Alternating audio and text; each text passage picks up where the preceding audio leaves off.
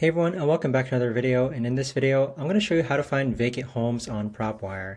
Now this video is going to be particularly useful for individuals who want to go ahead and find vacant homes using Propwire. How do you actually go ahead and do that? Now this video is going to be short, sweet, and simple, guys. There's not going to be a lot of steps involved.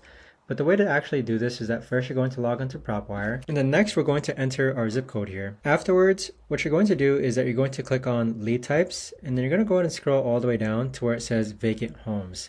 So you can see that now our narrow search result has been down to 191 search results.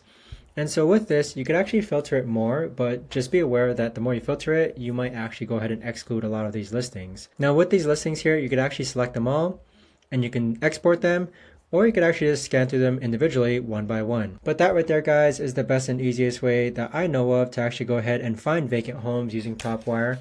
If you guys know of a better or easier way to actually do this, let me know in the comments down below. I would love to know. Thanks so much for watching, everyone, and I'll see you guys all in the next video.